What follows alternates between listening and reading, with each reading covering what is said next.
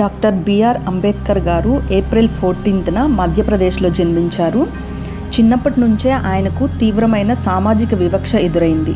స్కూల్లో ఇతర పిల్లలతో కలిసి కూర్చోనివ్వలేదు, నీళ్లు తాగడానికి కూడా అనుమతి ఇవ్వలేదు.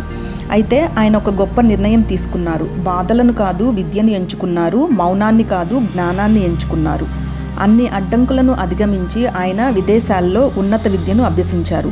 అమెరికాలోని కొలంబియా యూనివర్సిటీ, ఇంగ్లాండ్లోని లండన్ స్కూల్ ఆఫ్ ఎకనామిక్స్ వంటి ఫేమస్ యూనివర్సిటీస్లో చదివారు. విద్య ద్వారానే సమాజాన్ని మార్చవచ్చని ఆయన నమ్మకం. అంబేద్కర్ గారు తన జీవితాన్ని సమానత్వం కోసం అంకితం చేశారు. ఆయన ఇచ్చిన ప్రసిద్ధ నినాదం ఎడ్యుకేట్, యాజిటేట్, ఆర్గనైజ్. చదువు, చైతన్యం కలుగు, సంఘటితం అవ్వండి.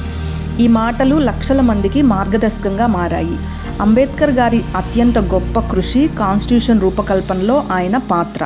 ప్రతి పౌరుడికి సమాన హక్కులు ఉండేలా, అంటరానితనాన్ని నిర్మూలించేలా, న్యాయము మరియు సమానత్వం నిలబెట్టేలా రాజ్యాంగాన్ని రూపొందించారు. అంబేద్కర్ గారు తీసుకుని వచ్చిన సోషల్ రిఫార్మ్స్: అంటరానితనానికి వ్యతిరేకంగా పోరాటం, మహిళల హక్కులకు మద్దతు ఇవ్వడం, విద్యా ప్రాధాన్యతపై అవగాహన, సమానత్వ సమాజ నిర్మాణం. ఆయన అభిప్రాయం ప్రకారం నిజమైన స్వాతంత్ర్యం అంటే సామాజిక సమానత్వం కలిగి ఉండటం. అంబేద్కర్ గారు ఇచ్చినటువంటి మోటివేషన్: వారు చెప్పిన గొప్ప మాట, జీవితం పొడవుగా ఉండటం కాదు, గొప్పగా ఉండాలి. ఆయన జీవితం మనకు చెప్తుంది, ఎప్పుడూ లొంగిపోకూడదు, విద్యే మన శక్తి, సమానత్వమే నిజమైన స్వేచ్ఛ. ఈ అంబేద్కర్ జయంతి సందర్భంగా ఆయన్ని గుర్తు చేసుకోవడం మాత్రమే కాదు, ఆయన చూపిన మార్గంలో నడవాలి.